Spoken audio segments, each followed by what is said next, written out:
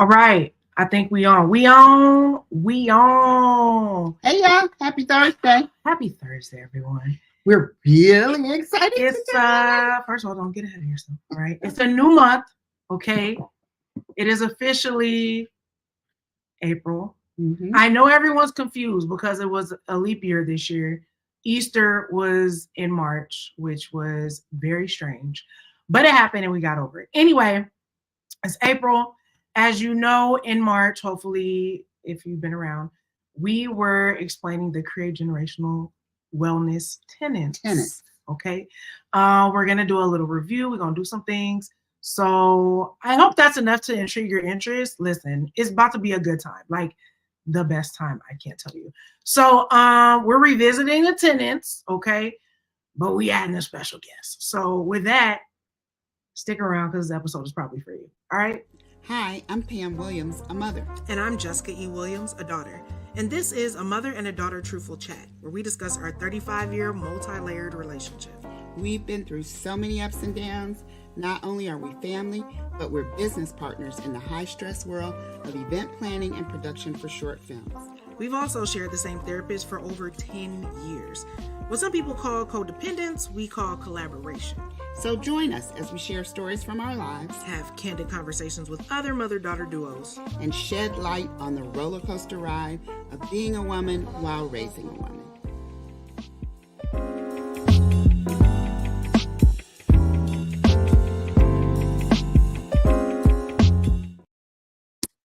All right, people, welcome. I'm actually really trying to make sure that this actual battery is actually charging. Okay, whew. That's the max sound we like to hear. Anyway, welcome. If you're, whew, I heard another peep. That was, no, you didn't. The devil's a liar. Anyway, welcome, people. You know what time it is. Cups up, cups up. But we don't have our guest with his cup. We're going to get him in there. Welcome. I haven't had my heart cup in a long time. So it was time for me. I felt it in my heart. And you know what time it is. Okay, listen. Today is very exciting. We told you we've been going through the Create Generational Wellness Tenets, right? Because we've been doing this for a while. We kind of just let the cat out of the bag today. And so we have a very special guest. He's not our first guest. You have to remember, our first guest was Dr. Valencia Edner, our cousin that was on the Evolution of Black Church episode that was in February, okay? Because we're giving you all Black History Month, everything. Hey, but this is what I like. Make sure they can hear you on the mic. We be having doctors. We be having doctors. Like when we bring somebody on, they are a doctor. A doctor. So we want you to know. Melanin we're and bringing degrees. You the best. Melanin and degrees, okay? It's important. So again, we have another doctor. See, and this is why this is important, okay? That was a spiritual doctor. We have actual mental health and wellness professional because y'all been listening to us and I think y'all are like, what's going on? This is great for this girl and her mother, but like, where are the professionals at? And we always tell you, get a professional, go seek a professional, blah, blah, blah, blah, blah, okay? But I don't know if you believed us, all right? So today we have the one, the only. I said it in our personal post. He is an A1 since day one, okay, for us. Our friend, our brother, his family is like our family. He is one of our favorite Belizeans. And he is a doctor, okay? I just want to continue to reiterate that. With the poofy hats and all and the tassels and the robe and it's not honorary, okay? They actually, this is hours put in, clients, time. We just, in the words of Birdman, we just want you to put some respect on his name when he comes. All right. So, ladies and gentlemen, please put your hands together, boys and girls, for Dr. Jason Plunkett. My cup is up. My cup is up. My cup is up. What did your mug say? What does it say for the people? Oh, it actually says, it's all spiritual. I didn't make it was just in my office. It says, I can do all things through Christ who gives me strength. Yes, indeed. Yeah, Philippians 4:13 for those who don't know your word too well. Okay. And that's just fine. Okay, so this tenet that we're talking about, we've already talked about, it was one of the previous episodes. The numbers are escaping me. Y'all know how I do. But it is the Create Generational Wellness Tenet. You're one of Okay, so if you have not heard the episode, please go back. It's like 62. I think. Thank you. Somebody knows. Somebody recognized. So today we're going to be revisiting some of those topics and talking about those things. But we want to get mental health professionals' opinion, so you just know we're not talking out of our behinds. So, Dr. Jason, this is a new segment we're doing because you're our first official guest. It's called degree bragging. So this is where we want you to brag on your degree. Just run down your stats for us. Run down. Oh, wow. Okay. What qualifies you to be on this podcast? Go ahead. We're excited. What qualifies me is that the Lord loves me so much that I'm his favorite. But I'm his favorite. But the good thing is that we're all his favorite. So that's the secrets of heaven, right? That we're all his favorite. But the Lord called me at a young age to lead. Even when I was leading people in the streets, the Lord gave me that gift. And he allowed me to find my purpose at a really young age because of it. Degrees wise, well, actually, before I go into degrees, my best half, my wife, we've been married for 19 years. So I wouldn't be where I'm at right now. I'd literally probably be in jail or dead, literally. How old were y'all, Jason, when y'all got married?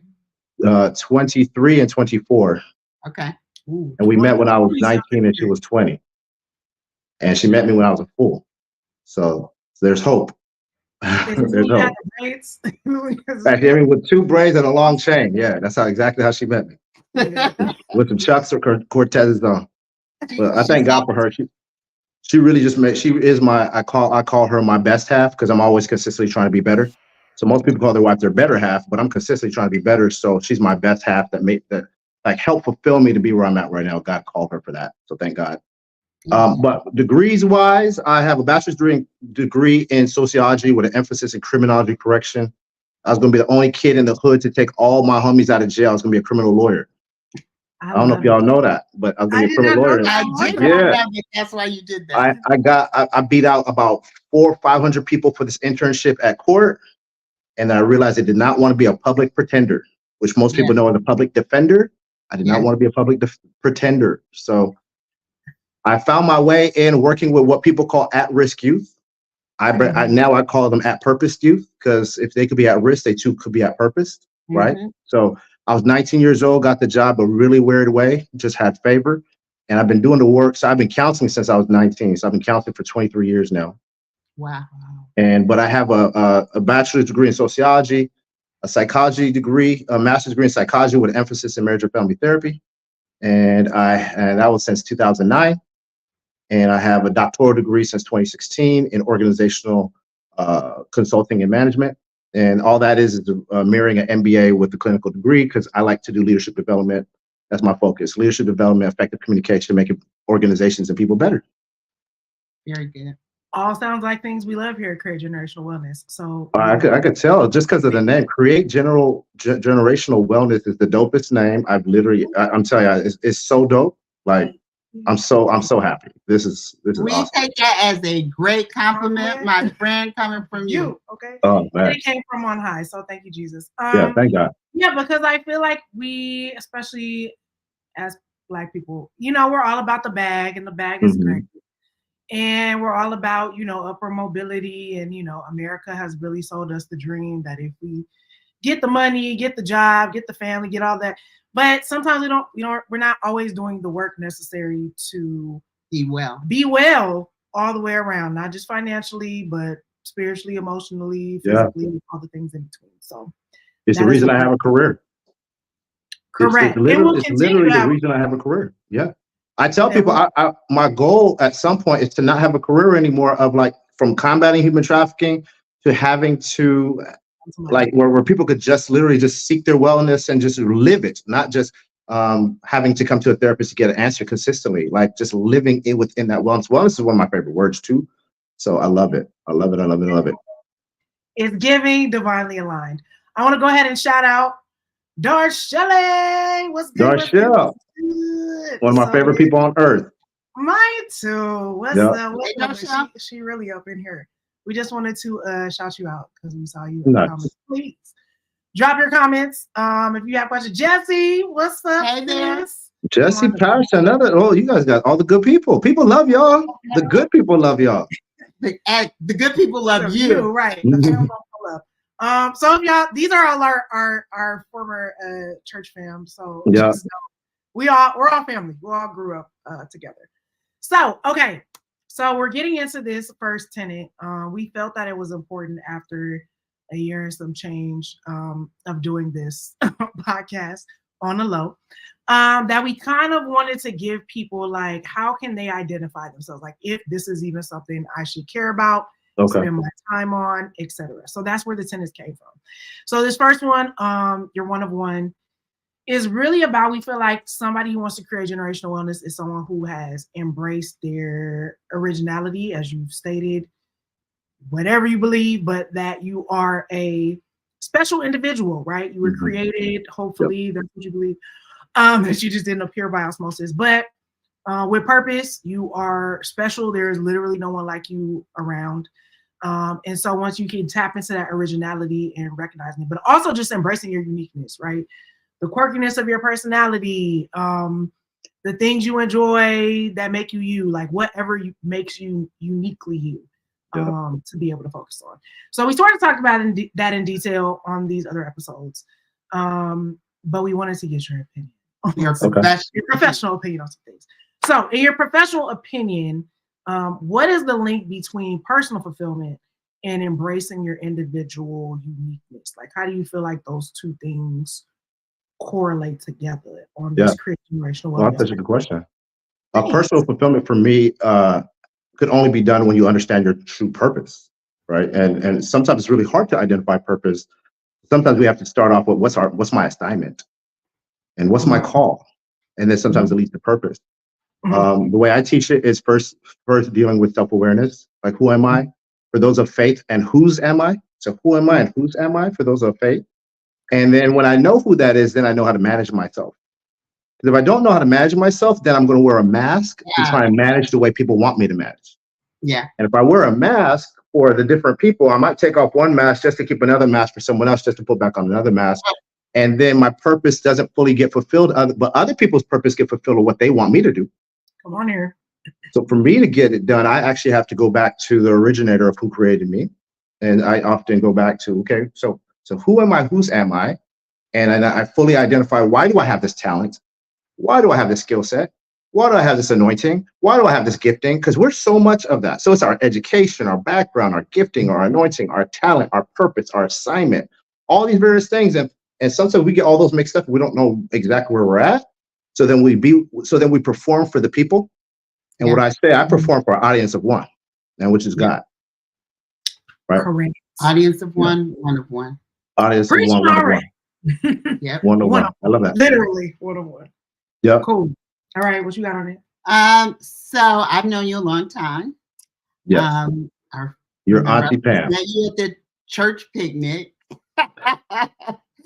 And that was a funny day because we were playing this game. Was that the day when you and Jamel was throwing the Yes, shoes? I'm getting ready to tell that story. And I got reprimanded by Auntie Pam. Playing the game, and the game was run in. You took one shoe off and you put one shoe in this big pile.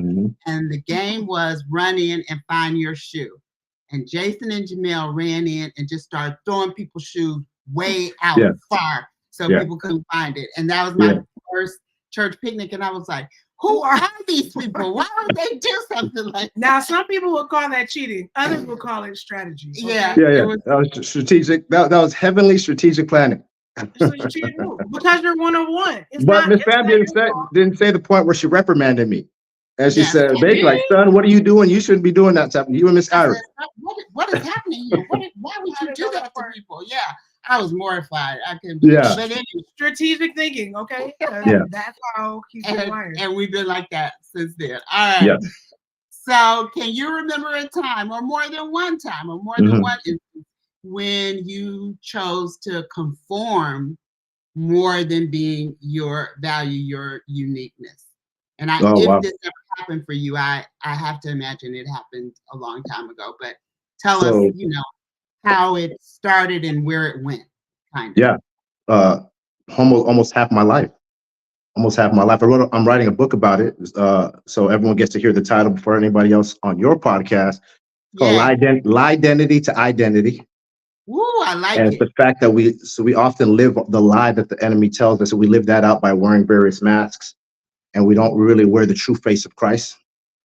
I have it tattooed on my neck right here, and it's backwards. It says 2 Corinthians 3:18, and that is backwards, so I can read it in the mirror every single day. It says, with the unveiled face, you're a true reflection of Christ.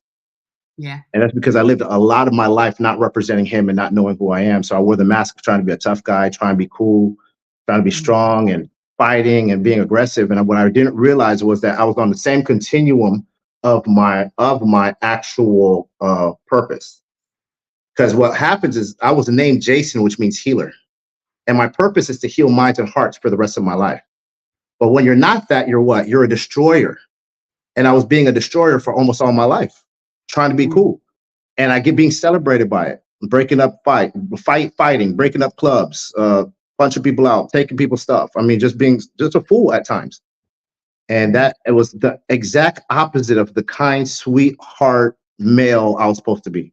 And it takes a lot of vulnerability even to use those words now, because those aren't words I would ever be used about me, to be sweet, to be kind, and all that. And so for many years I was wearing a mask, and that's just not who I was. So I had to ask God. I actually went to jail for a couple of days, and it's in jail that the Lord gave me that revelation of saying, look up your name, son. And it means a lot, and you're going to change hearts and minds for a really long time. So that revelation came to me, and I was able to then walk towards my purpose. But quick hint, if anyone's struggling right now, sometimes the thing that you're struggling with, look into that, because on the opposite side of that may be your purpose. Let's just say you like to gossip. Let's say you like to gossip. You might have great discernment. Let's just say that you're kind of judgmental. You see things and you're like, I don't know. And sometimes you're prophetic because you're living in the future. You're not currently living in the present, but sometimes it depends on how we're using it, right? So we think we know about everyone's life, and we probably do, because maybe it might be a gift from God, but I learned it that way. And I was able to remove the mask, and thank God, day by day, it's still a work in progress. I'm still more of a strong male. I want to still be strong and macho and all these various things of representing Christ well as a strong man, but I know I could do that with being kind and sweet and giving and compassionate and be empathic all at the same time. All our things. Now, hold on. I'm about to jump in here. And I feel like it's also because you are a male on this podcast.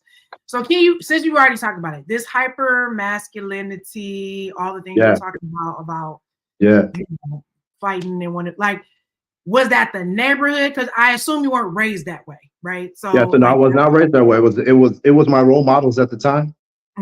It was also a defense mechanism.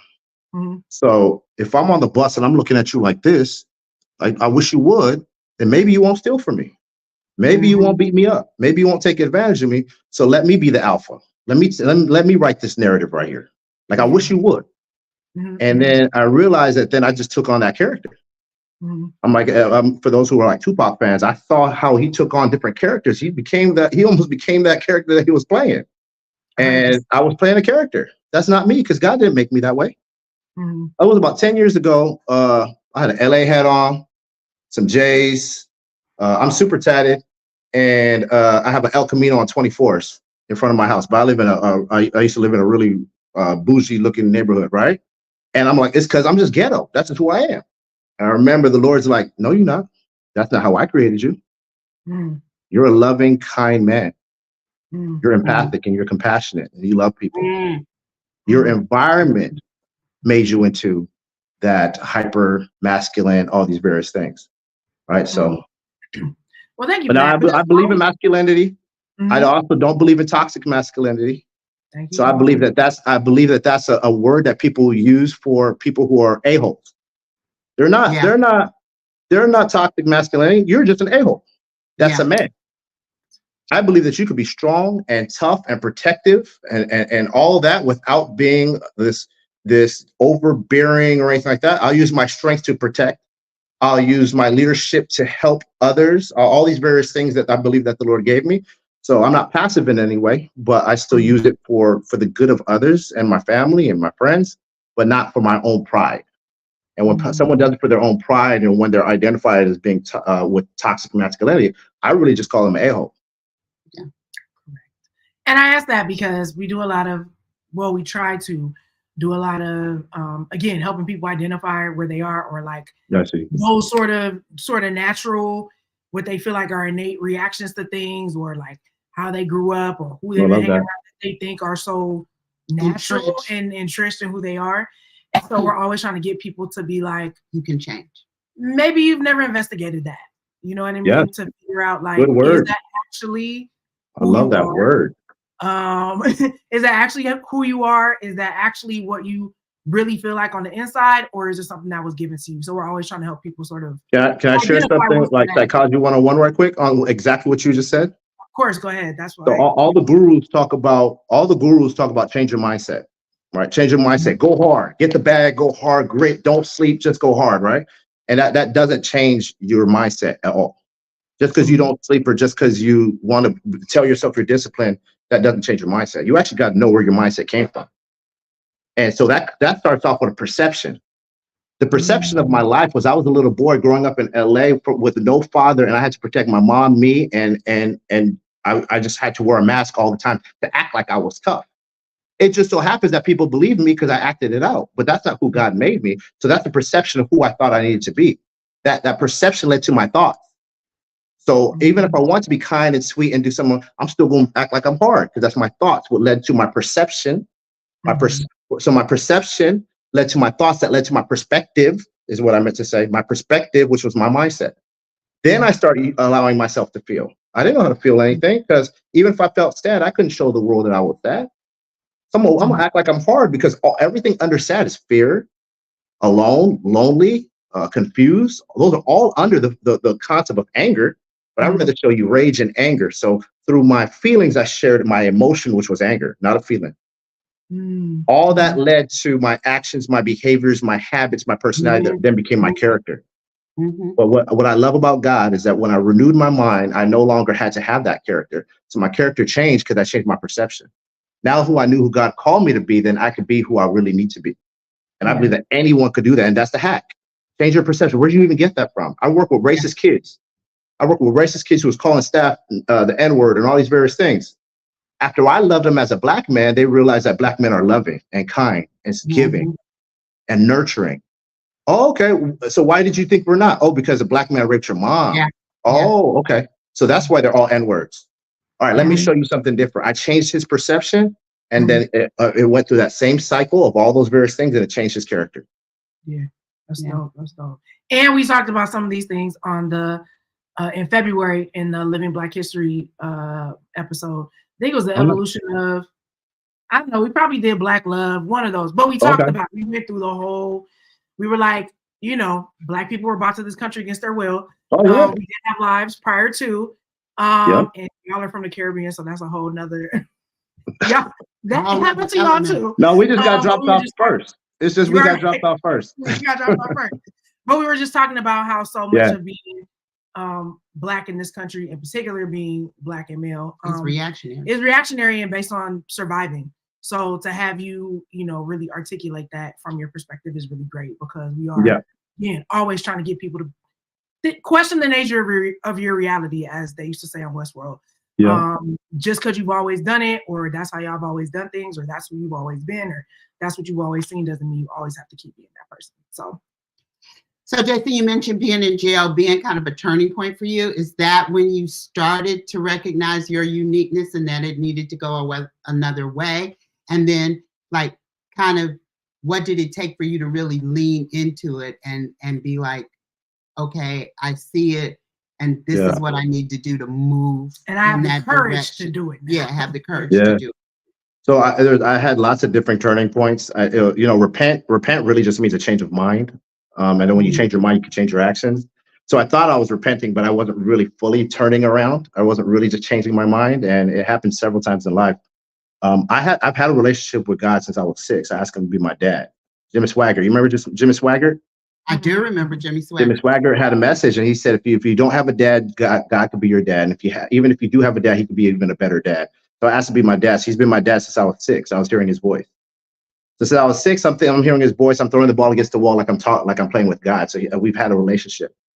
Wow. Quick funny story before I go into this. I actually thought God was Mexican. I said, God has to be Mexican. So I'm telling everybody God is Mexican. So they're like, why do you think God is Mexican? I'm like, because God told me his name is Emmanuel. And I'm 7 years old at the time. And God said his name was Emmanuel. And all my homies named Emmanuel Manny and all that were Mexican. So I said, God got to be Mexican. He told me his name was Emmanuel. Growing up And for those who don't know that name, it actually means God with you. And God promised he would always be with me. But I, to be very honest with you, I actually took that for granted. So I started running the streets and acting a fool with other people because I knew I could just repent on Sunday and go back to the foolishness on Monday. Yeah. But so I knew him as dad and I knew him as savior, but I didn't know him as Lord. Yeah.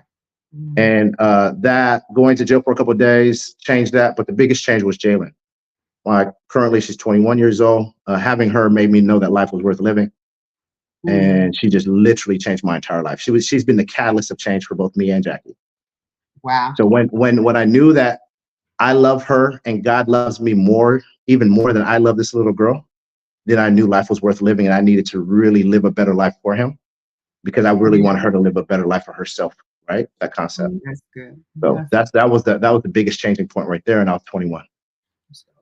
So there were some internal and external things, intrinsic and extrinsic situations that changed motivations in my life that made you embrace your uniqueness. I think we all know everybody's an individual, but when you take it and then where we all met, so Hope's House Church, I'm a male, super tatted, and I have like an edgy look to me, especially back then. I had an edgy look to me, and I had a 9-month-old baby, and I was in her class every day because I wanted to make sure no one was going to touch her funny or do anything crazy or anything like that. And they're like, well, if you're here, do you want to do anything?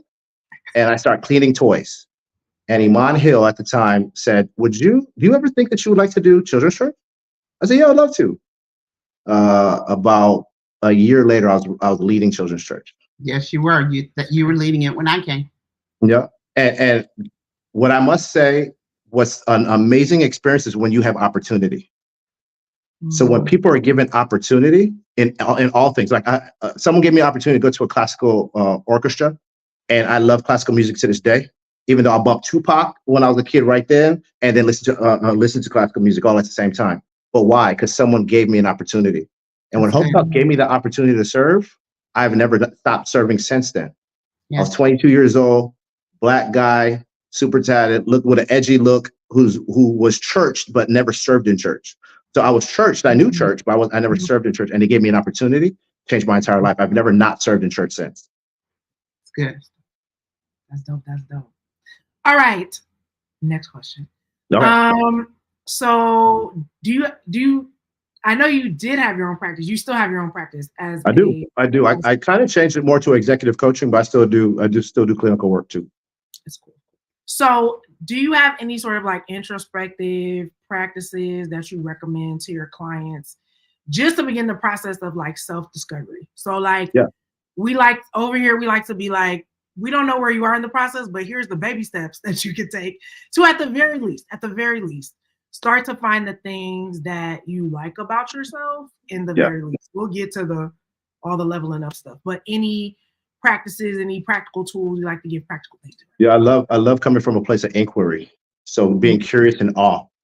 I believe that we need to be kind to everybody, and we are everybody. So if you're kind to everybody, then make sure you're kind to yourself. And sometimes we're not. So to be kind to me, I need to know how to be kind to me. So I have to know what puts a smile on my face. And oftentimes we don't know what puts a smile on our face. So then when someone else doesn't put a smile on our face, we blame them for not putting a smile on our face, but we don't know what puts a smile on our face to teach them to put what puts a smile on our face. It's a cycle. So within that, I have a lot of questions that I ask my clients. What puts a smile on your face? What brings you joy? What energizes you? How do you want to feel this week? What do you want to let go of?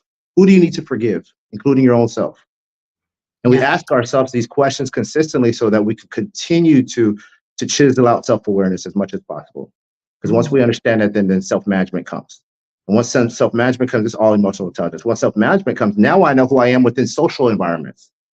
Because if not, I'm going to wear a mask in social. So now I'm socially aware. And if I'm socially aware, now I know how to socially manage. So people call it relationally manage or relationship aware.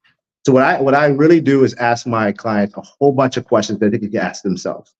The way I help save them money is that I give them their questions. So those who are in therapy right now, ask for questions from your therapist. They'll save you money. I give them the questions ahead of time so they can process before they come into my office. When they come into my office, then we process the questions. if I give them the questions in my office, then I know that the whole session is going to take up those questions.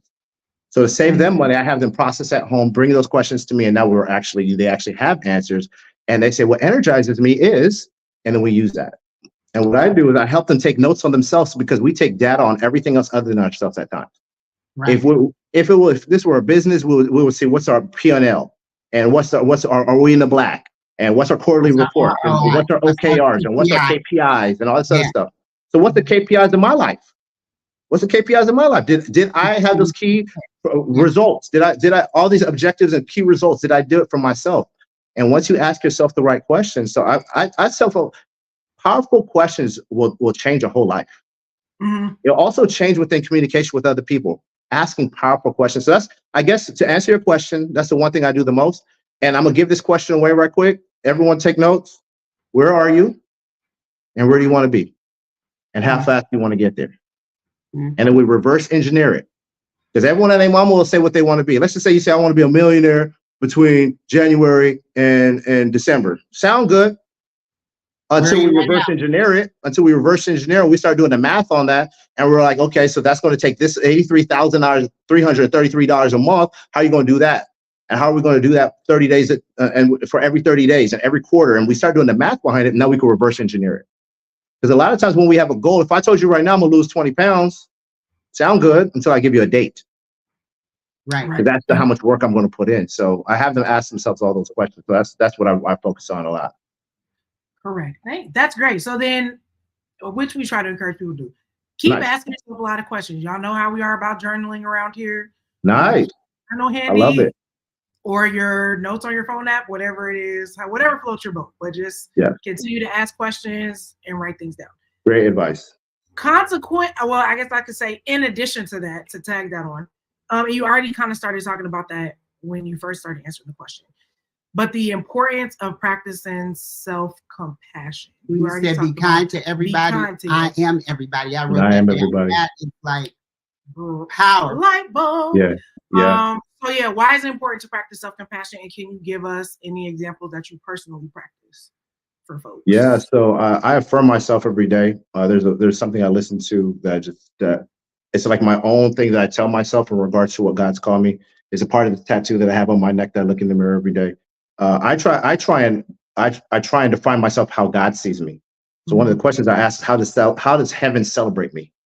What does God say about me? Right. And then if I know that, because I don't want to think any more or any less of myself other than what God has to say. And you got some people out there who are like false humility type of, I'm not that good. Man, it's not me at all. It's all God. No, it is you. That's why he chose you. Mm-hmm. That's why he gave you that mantle. That's why he's giving you that talent. So what I like to do is I try and remind myself of what God says who I am. And I'll tell myself that in the mirror. I'll write it in the mirror. And that's my biggest thing of just reminding myself who God says I am. Yeah. Love it. I love that you kind of said that, the false humility thing, because I think there's a big push, and you talked about it too, about asking yourself the questions, being self-aware. And so there's a connection, I think, sometimes between a good sense of self-awareness that you've worked through, and self-confidence. So where's that line or that border between a healthy balance of self-awareness and self-confidence versus, or in addition to your God confidence? Like, how do you win those together? That's the word. That's the word I was just about to use. But my folks of faith who are my clients, I say it's really important to have Godfidence. Mm-hmm. Right. So I could even myself, of me pulling up myself and telling me how amazing I am. It's how amazing God is through me. Thank you for this talent. Thank you for this anointing. Thank you for this gifting. Thank you for this education. But I first have to know I have those things. And a lot of times we have to remind ourselves of even our character. You hear me use the word kind, sweet, and empathic and compassionate a lot, because that's what God told me. That's not who I had to learn that from God. He said, that's who you are, son. That's who you need to consistently be. So I have to find all my actions or whatever I do. Am I being kind in the moment? Am I being empathic? Am I seeing it from a different perspective? Am I bringing healing to the situation? So oftentimes, lots of that self-awareness will turn into pride, and pride comes before the fall. So I'm very careful in regards to understanding who I am, but understanding who I am in regards to who made me tells me who I am. Going back to the manufacturer, right? So if we had a Rolex right now, the best place to fix the Rolex would be the manufacturer, right? So then for me, it's like, let me go back to the manufacturer and identify who I really am in this situation so that it doesn't turn into a pride or arrogance, because it easily can. I've struggled with pride and arrogance myself, not even knowing it's just pride and arrogance. It's like, I think I'm walking around confident, but it was something that I was giving off. Even though I knew it was God in me, I wasn't even stating that. Sometimes a lot of people just have to understand where they're giving their praise to. So if you're not give your praise to where it belongs, and oftentimes it's going to be God through you, not even just you, right? And for those who are not of faith, maybe it's your higher power or something like that. I want to be mindful that not everyone here may be Christian, but for me, I am Christian, so then I say God. Very true, very true. Okay, next thing. We talk a lot about emotional mastery. That's like the goal of where we're trying to get to, right? Okay. Which is a lifelong situation. That's what you say is the ongoing practice of creating generational wealth. So usually we're trying to help our listeners and people who watch us identify their emotional triggers so that they can better manage their reactions and then be in a better place to make informed decisions. Y'all using the words. Yay! You know, we do a little something. So, I love it. But 10 years of therapy has not been wasted on us. Right. So that they're in a better place to make more informed decisions so that they can sort of resonate with what we call like your true self, like who you are, all the things you're talking about, who your authentic are. So the goal is, again, emotional mastery, emotional steadfastness. So you've kind of talked about all of it without us even like prodding that, but I don't know if you have any other additional tips. I do. So I believe in emotional mastery. So I start off though with the core of emotional mastery, and the core of emotional mastery is feelings, because the emotion's acting out of a feeling. So I help people identify what's the feeling that's coming up for you right now. So what is that feeling? So once you identify that feeling, you understand the emotion that's coming up for you, and it's okay to show emotions. But how am I showing the emotion that's coming up for me? Because I could identify the feeling. I think a lot of people can identify their emotions, but not identify the feeling. I ask people, how you doing? They're like, I'm straight, I'm cool, I'm good. None of those are a feeling. Not one. They're not. So am I sad? Am I content? Am I happy? Am I glad? So then I know what emotion needs to be connected to that. And oftentimes we then have to practice emotions because as a children, specifically those are people of color, weren't given great opportunity to process their emotions. So shut up and sit down. So then everything's boiling up inside of me. I want to share my feelings, but I want to be heard, Mom. I'm feeling like I'm alone right now. I'm feeling lonely, and I want you to hear me. Boy, shut up and sit down. I don't want you to hear that right now. So then what comes out is that, I'm sorry, say that one more time. Are you hungry? You better eat this food. That's all I got for you right now. You know, So then by the time I'm open to share my emotions, it's often rage and anger. So now I'm this angry kid. But the very truth is I was sad, I was alone, I had fear, I was confused, everything is under that anger. So within the emotional mastery, I start off with really identifying feelings. And I think emojis has really helped us with that. Emojis have really given us a sense of what feelings are, feelings and emotions. So I do that. When it comes to triggers, I changed the word triggers to trauma reminder, because the word trigger is used so often that sometimes I'm like, oh, that triggered me. But if we really get to the core of it, it triggered me because it was a trauma reminder of something that happened in my past. That's good. You said something to me that someone else said something to me that hurt me. You're not even hurting me right now, but you said something that hurt me in my past, or what someone else says. So that same feeling is coming up, even though I'm not mad at you. Right. So let me identify that trauma, because maybe that's an area of my life that still needs healing. And we all have it. I don't care if you teach it, preach it, write books about it, everyone has it. So when I that trauma reminder, I'm like, oh, okay, let me go back to see what that really means, right? And so everything that you're saying is fully accurate in regards to that's really what helps us get to that next place. And then I'm really big on everyone understanding what's your trauma response. There's no such thing as a bad trauma response. And I must say, most people don't know the trauma response I'm going to share with you right now, because they don't talk about it. It's called fawning, right? So they know fight. It's called fawning. Okay. And most people know fight, most people know flight, most people know freeze. We've said that. And then oftentimes when it's done, they think it's just like fight, like physical fight. But a fight could just be an argument in regards to I'm not agreeing with you. I have to have my way.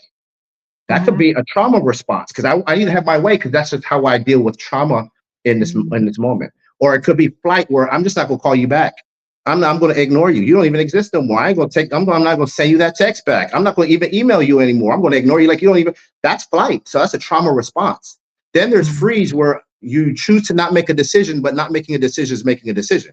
Right. So you're like, I'm not even going to move. I don't know what to do. I feel stuck right now, so I'm not going to do nothing. Well, that's making a decision, right? So you find yourself. But all those happened to us when we were kids, whether it be from neglect, physical abuse, sexual abuse. We found out that coping skill worked really well for us. So I don't knock it. It's all fine. The hard part I have right now is most people don't know fawn. And fawn is the concept of almost surrendering. And lots of people who have been abused who have actually done that. They disassociate when they were raped or when they were sexually abused or physically abused or neglect. I was like, it's going to end anytime soon anyway. And they don't know that turns into people. F-A-W-N? Fawn. F-A-W-N. Yes. Okay. Which makes sense because in you describing it, fawn like a baby deer, and then that's like a baby deer. Like a baby deer. Right. And surrender. And like you said, hope and lots of people don't want to talk about it because they're like, well, it's not my fault that I surrendered. I didn't do anything wrong. I'm like, no, it's never your fault. No. But I want this to just get over with. I'm just going to be what everyone needs me to be. I'm going to be amiable. I'm going to be people pleasing. I'm going to do all these other things. And that's a trauma response. So when we find ourselves doing that, we're like, oh, dang, that was the same way I was with my mom or my dad. Or after my dad cussed me out, I just wanted to make him happy because I didn't want him to cuss me out again. So then I surrendered to it. And fawn is something that specifically people of color haven't even talked about. I want to teach a whole class on fawn. Let us know. Let us know. I was going to say that because as you were talking earlier, I was going to say that I think, especially why we want to do the Black History Month episodes, because I think that people tend to, I don't know, just think like Black people just like we taught ourselves how to be this way. You know what I mean? Yeah. Like it's like never really, like our culture wasn't based on trauma. Like our culture wasn't foundationally based on trauma. Yeah. Like I was literally talking to, one of my friends yesterday, my homeboy, he was like, yeah, I wish we would like as a culture, like really focus on like, honoring each other and doing this. And I said, well, that we have those things. I said, we don't really know what all of our traditions were prior to being stolen. And how does that resonate? And like, how do we deal with that on a regular basis? Yeah. So I love that you're talking about it from the lens of people of color, because we talk about it a lot, because I want people to know, like, we're not, white supremacy is the overarching umbrella here. Like that's the elephant in the room. And so those are the things that we're trying to, again, not just be a generation that deals with survival, even though we pay homage and respect to those previous generations who thank you for getting us here and making sure we survived and we all weren't lynched or bombed or whatever. You know what I mean? We're still surviving in this country. But part of Create Generational Wellness is to get us beyond ability to survive, but ability to thrive as a people. And a lot of it is working through the things that you're talking about, because for sure we're people. I feel like we invented fawning. You know what I'm saying? Like that is a pure survival tactic to survive being a person of color in America. Like you got to do it to survive the encounter sometime. And how do we do that? And how does that show up in our personal relationships and lives is amazing. So thank you. And that's why I love when we can share our story without making the trophy resilience. Because oftentimes as Black folks, the trophy is resilience. It's resilience. But I don't have to start from the bottom and now we're here. My son doesn't have to start from the bottom. Now we're here. He's going to stand on my back, and then he's going to stand on my shoulders, and then he's going to be head and shoulders above me. He's going to be able to stand on the top of my head in regards to everything I've done for him. He's still going to need resilience in life, but that's not going to be his trophy. It doesn't have to be his trophy. My trophy was that because I had to go through so many aces, so many adversities, so many childhood adversities in life. Okay, how could I help him not have to do that? How could I help my daughters not have to do that? Right. And the very truth is sometimes even when we as people of color see whites talk a certain way, we almost make fun of it. Now, I remember me doing that when I was younger and hearing a little young girl saying, but mom, I'm so sad. And because I'm so sad, I just don't want to go there. Right. And I'm using a certain voice. I'm kind of giggling about it. And I'm thinking it's corny. I think that's cornball stuff. Why is she even talking like that?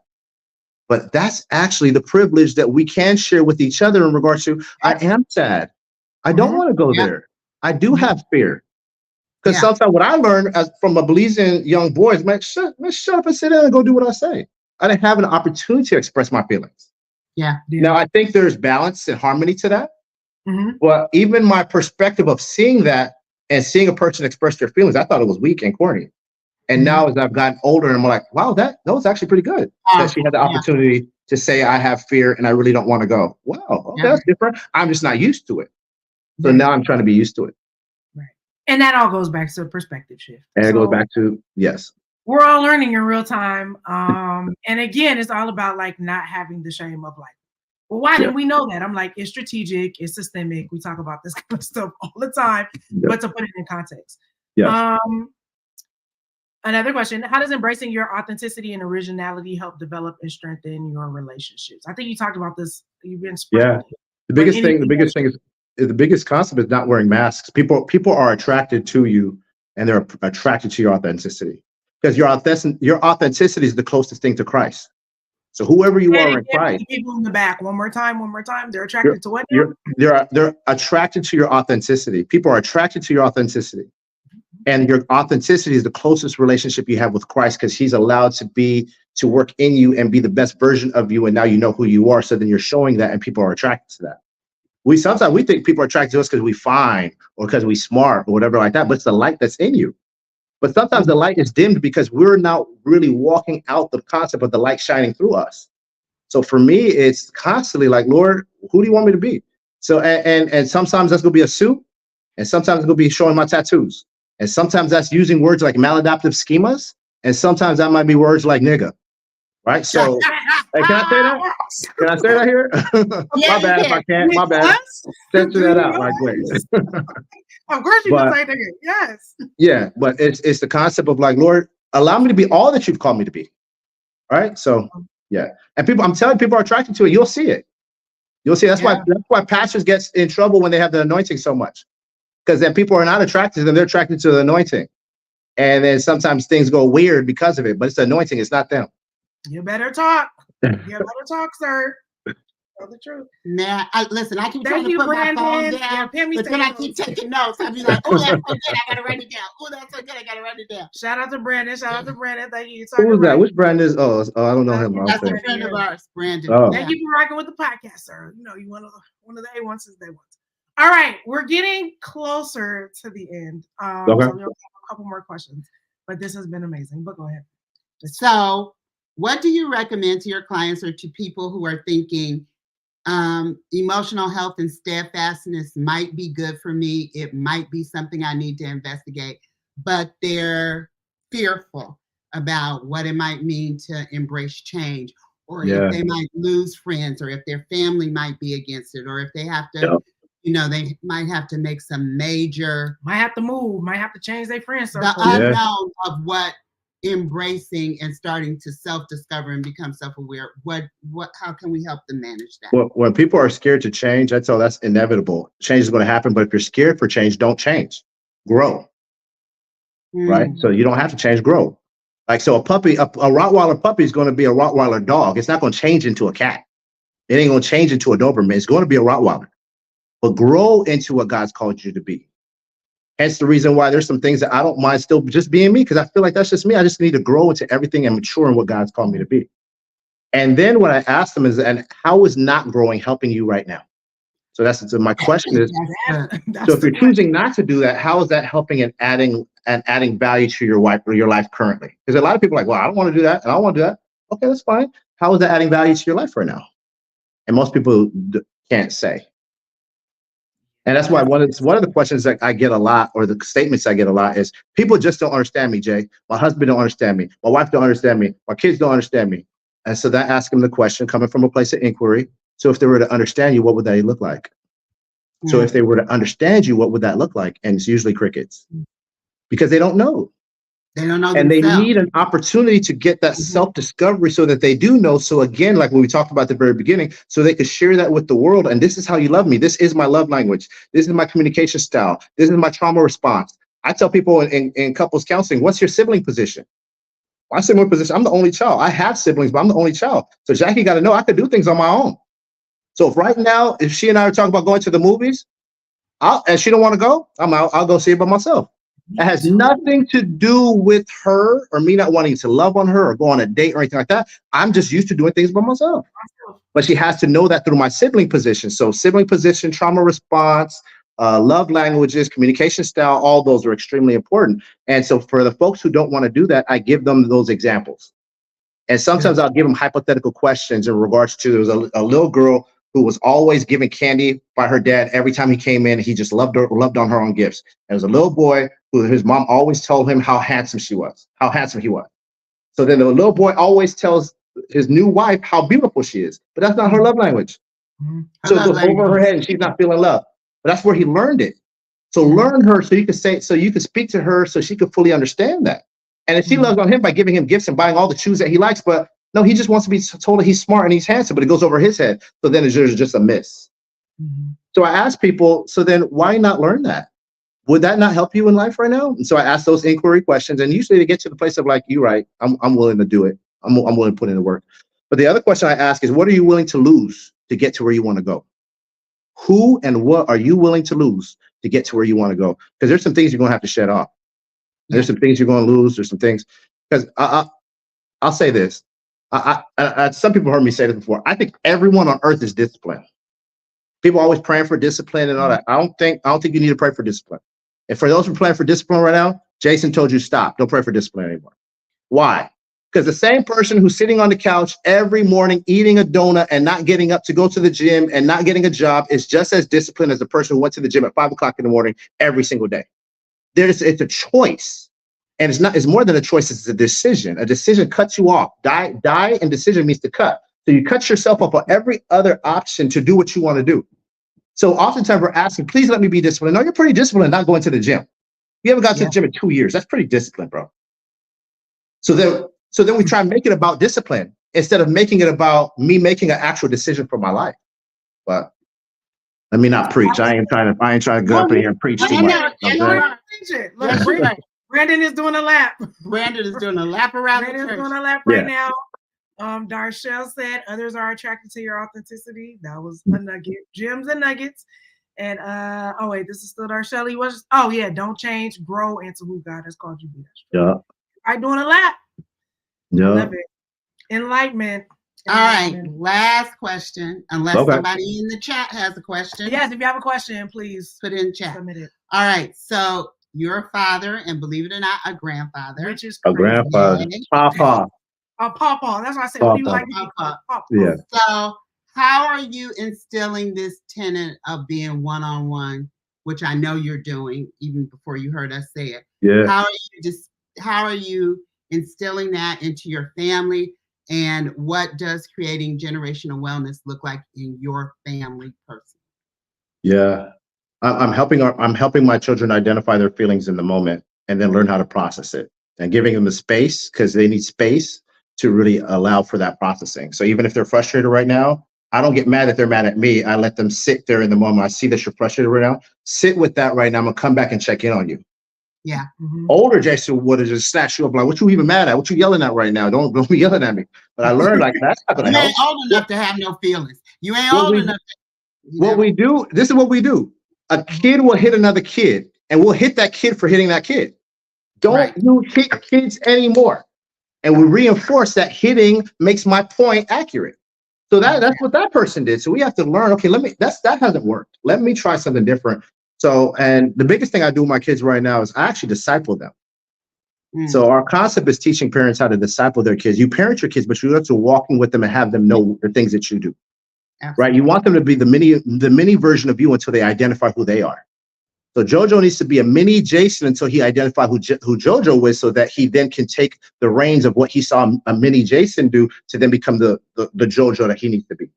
And because I take him and show him the process of the good and the bad, and this is what happens, and this is what happens, and this is what you do, and this is what you do, and you disciple him through that process. To me, that's what really changed it. It really changed the game. I didn't do that with Jalen as much as I'm doing it with JoJo. And so in times you just learn. And I'm like, I parent her good. I think that's cool. But when the Lord told me, make sure you're discipling him. Walk with him. Let him know why you did that. Just don't do it. Make him know why you did that.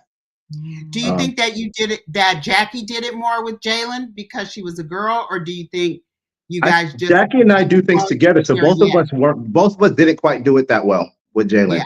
We're so young, we didn't know. So young. Right. And to be honest with you, the other thing we did is we actually had her share her feelings too much. So she started questioning us like she a grown up. And you all know her when she was little, Miss Pam, you know her. She's like, so why do we have to go there? And how come we have to do this? And she started asking too many questions like, wait, hold on, we gave you too much space. Let's reel this in because we gave you too much, right? But and between love and hate, as they say. Yeah. But we learned that the discipleship of your children, it takes it to the parenting to the next level. And I don't think there's a book on it yet. So I don't know, maybe the Lord will give me an opportunity to write something like that. But discipling. That's on my heart. Yeah, how to disciple. And that's the thing. And then I really want to consistently identify the things that they like, to be in awe of their story. So I'm in awe of your story. My little girl, Jossie, she plays soccer and wants to go out for cheer and play basketball and play volleyball and all these various things. I would prefer her to do a certain thing. But I allow her to figure out what brings joy to her heart, what energizes her, what puts a smile on her face. Because if I then tell her, well, I want you to do so-and-so, then now she's going to be my version of her. And I want her to be her version of her.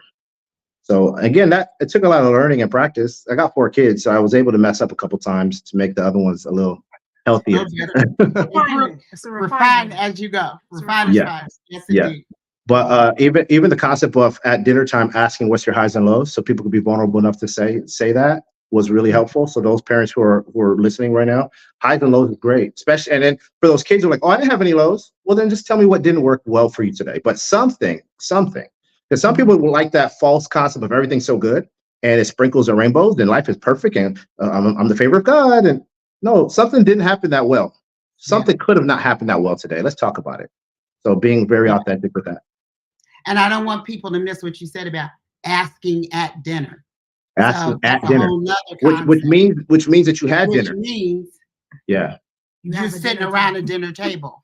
Yeah, you're sitting around somewhere. And again, it's about making space and making time. Space is important, and I don't feel like we talk about it enough. But how do we make space? How do we give space?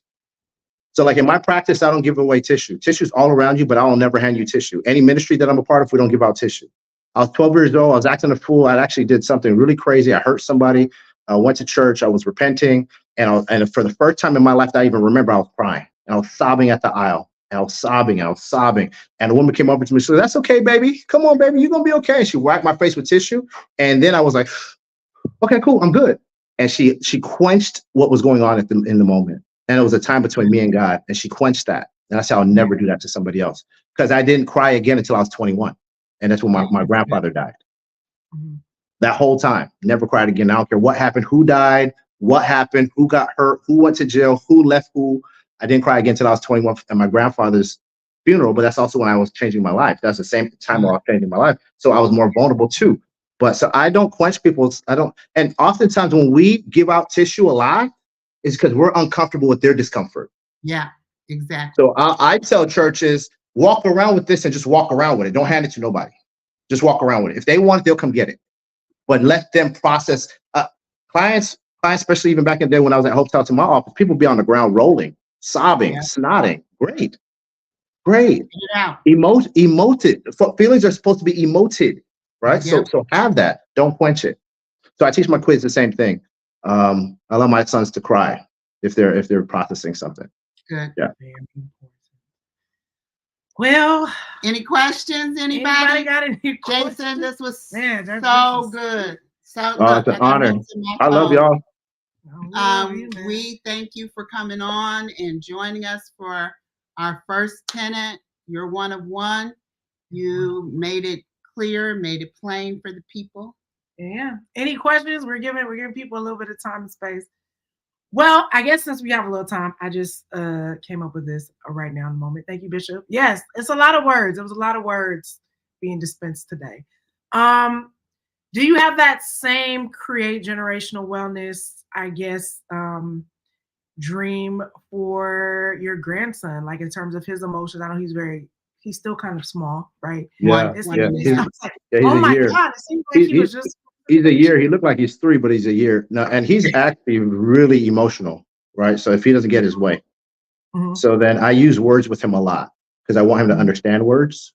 Mm-hmm. So then, even though he might not cognitively understand what I'm saying, I'll tell him it's going to be okay in the moment. Sit right here and rest. Or, so I use those words, even though he doesn't know it yet, because words are powerful. So I'm speaking that into his life. So he feels that, and he feels the same energy that I'm giving him of the peace. Because in a time where he's all chaotic, I want to give him peace. I don't want to be chaotic when he's chaotic.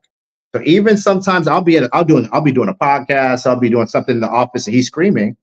I don't meet him with chaos, because if I meet him with chaos, then I'm teaching him chaos, and chaos can't cancel out chaos. Peace cancels out chaos. So in those times, I just love on him and through those processes. And like I said, he ain't the sweetest kid. He be acting up.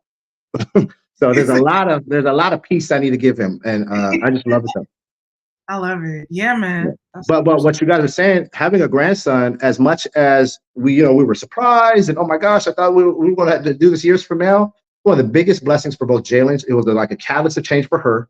But for me, the generational wellness and generational wealth that I look at right now, everything I look at right now, I look at for his kids.